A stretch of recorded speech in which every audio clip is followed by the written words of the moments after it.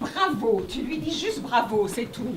Je te demande pas de te répondre en compliment, je te demande juste de lui dire un petit bravo. Enfin, qui sonne quand même, hein, pas appuyé, d'accord? Mais qu'elle soit pas obligée de te faire répéter.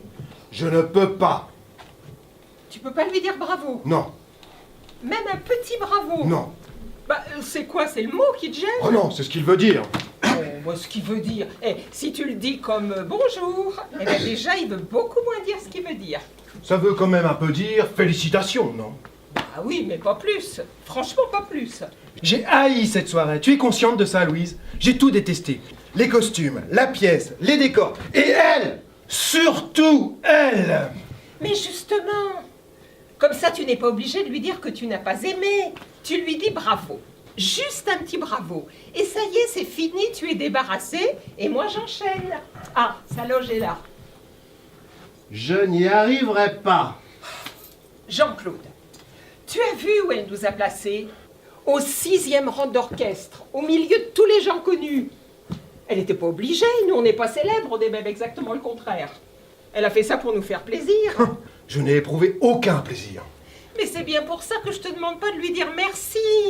Bon, merci, d'accord, ça pourrait avoir un petit côté hypocrite, surtout si tu t'es beaucoup ennuyé. Mais bravo, franchement, bravo. C'est rien. C'est comme un sourire. Même pas, tiens, un demi-sourire. Une lèvre qui se retrousse à peine. Je te dis que je n'y arriverai pas.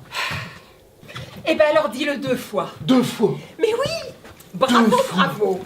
2 fois, ça glisse tout seul.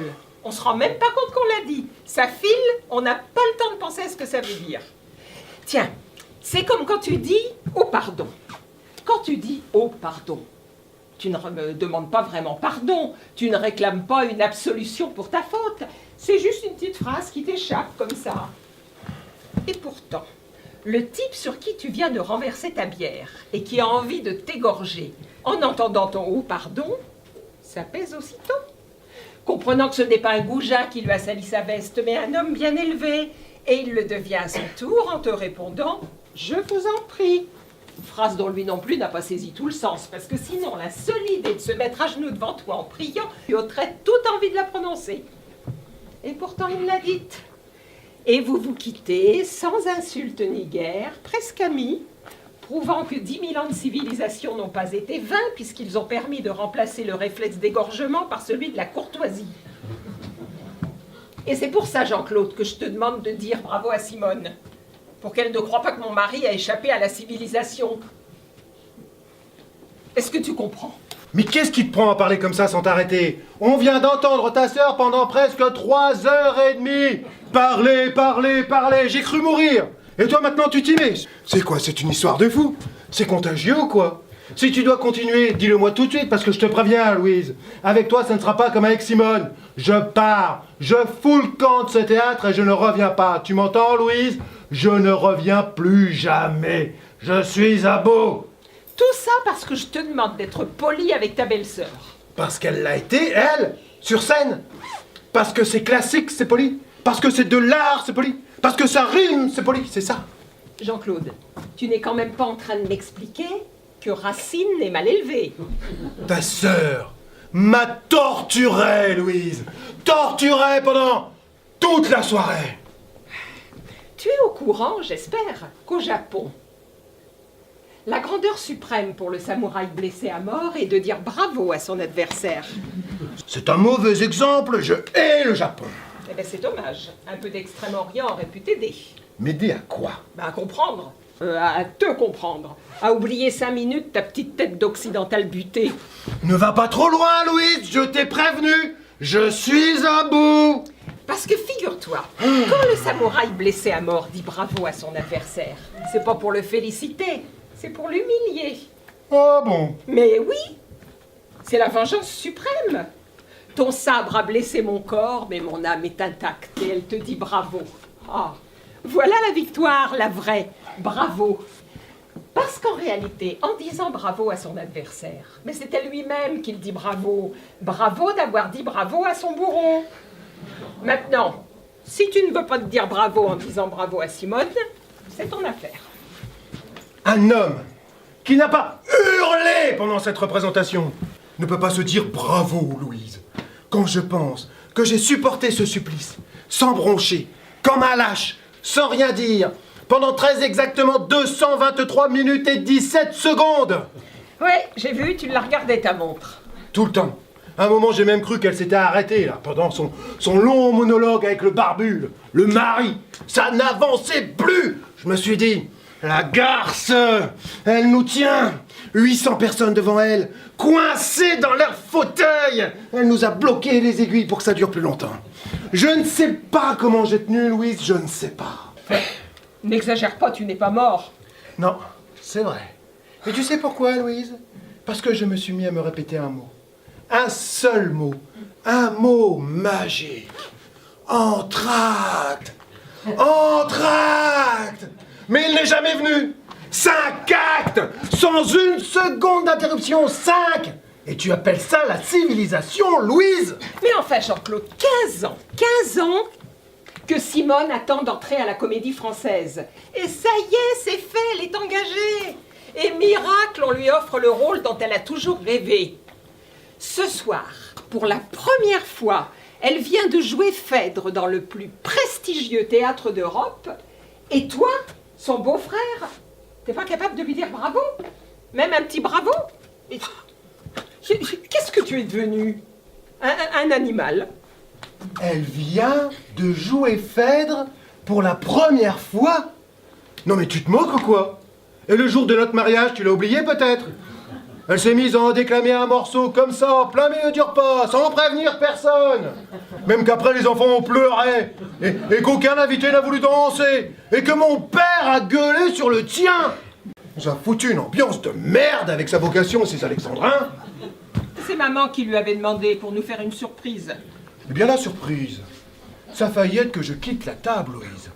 La table du plus beau jour de notre vie. Ah, il fallait que je t'aime. Pour rester immobile. 20 minutes. Le couteau planté dans le gigot. Pendant que l'autre hystérique beuglait sa poésie en se caressant les seins. Et 20 ans après, elle remet ça, l'intégrale en plus. Tu voudrais que je lui dise bravo à cette grosse vache? Oh, Jean-Claude! Quoi, Jean-Claude? Elle a pris 20 kilos, Simone, vrai ou faux? Mais c'est humain, c'est l'angoisse d'attendre, 15 ans d'attente, forcément. Elle a compensé sur la nourriture. Mais enfin, franchement, c'est pas ça qui compte. Ben, quand on est habillé en toge, ça compte quand même un peu.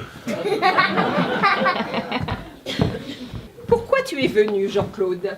Pardon, Pourquoi tu m'as accompagné à cette générale? tu plaisantes. Mais alors, pas du tout. Tu connais la silhouette de Simone. Tu savais qu'elle allait jouer Phèdre. Alors pourquoi tu es venu? Mais parce que ça fait 3 mois que tu me bassines, jour et nuit, avec la première de ta sœur, qu'il ne faut rater sous aucun prétexte. Ah, tu n'oublieras pas, il y a la première de ma sœur. Eh oui, oh, et puis il faudra y venir. Hein. Et la semaine dernière et encore hier, la soirée du 24 février a été soulignée en rouge sur tous les calendriers, tous les agendas. C'est devenu une fête familiale. Ah, chez nous, cette année, on aura eu Pâques, Noël et Phèdre. Et à ce propos, je te signale que ni ton père, ni ta mère, ni ton frère ne sont là ce soir. Elle n'avait que 2 places pour cette première. Et pourquoi c'est tombé sur nous? Pourquoi? Et oh, Hein? oh. Oh, Est-ce que tu peux lui dire seulement oh?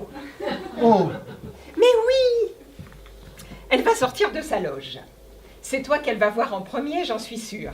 Alors, tu la prends dans tes bras et tu lui dis oh. Oh. T'as pas besoin de le crier très fort, tu lui susurres juste dans l'oreille. Oh. Oh. Mais oui, dans bravo, ben, c'est surtout le haut qu'on entend. Oh. Les autres lettres, elles sont pour ainsi dire inutiles. Souviens-toi, à la fin de la pièce, pendant les rappels, les gens applaudissaient en criant « Bravo, bravo, bravo, vo !» Eh bien, c'est surtout le haut qui résonnait. Bon, d'accord, avec un petit rien de V, soyons honnêtes. Vo. Vo. Eh bien voilà, vo, ce serait parfait. Tu me demandes de dire veau à ta sœur. S'il te plaît. Veau. Mais oui. Louise, est-ce que le moment n'est pas venu de faire le point sur notre couple? J'en étais sûre. La fuite, la tangente, l'esquive. Encore une fois, tu refuses de répondre à ce que je te demande. Jamais un effort pour me satisfaire, pour me comprendre. Parce que toi, tu en fais des efforts.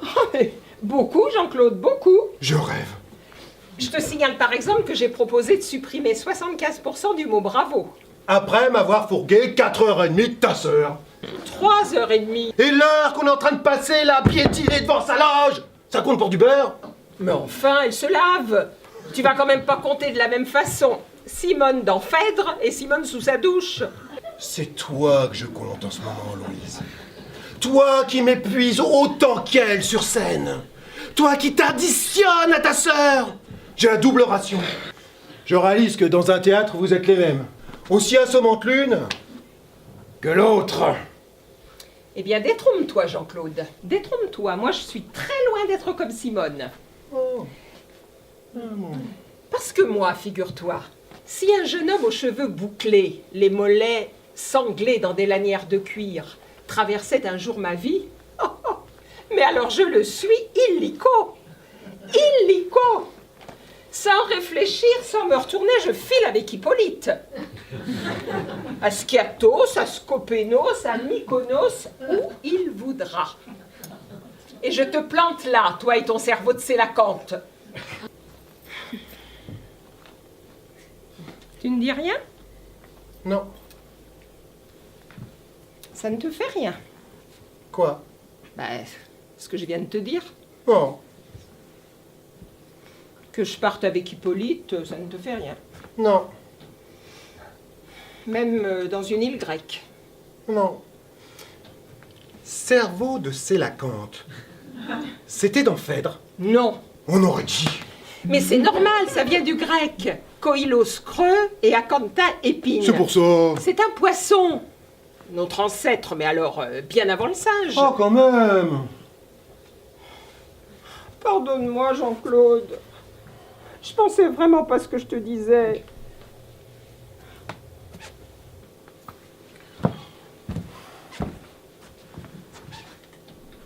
Tu ne m'aimes plus?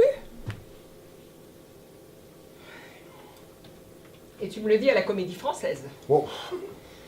J'ai l'impression que ni toi ni moi, on ne gardera un bon souvenir de cet endroit. Et où vas-tu? Dehors, boire une bière. Tu reviendras? Je ne pense pas, non. Eh bien, fais attention à ne pas la renverser sur ton voisin. J'essaierai. Jean-Claude! Jean-Claude!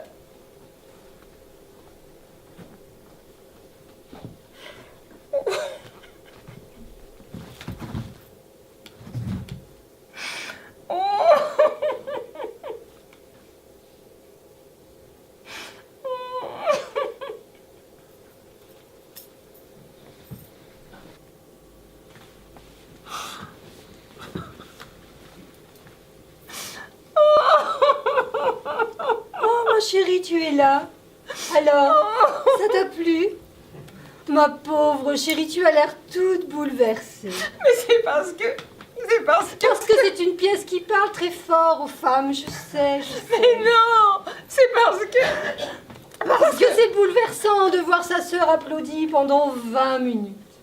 Jean-Claude m'a quitté. Jean-Claude, ton mari? Oui. Mais quand t'a-t-il quitté? Là, il est parti. Avant la fin de la pièce? Non. Oh, tu m'as fait peur. Oh, Jean-Claude. C'est quand même incroyable, ma chérie. Jean-Claude te quitte le soir de ma première de Phèdre. Tu te souviens de ce que je vous ai joué le jour de votre mariage? Bah évidemment que je m'en souviens, pauvre connasse. Putain. Herbeuse. Ordure.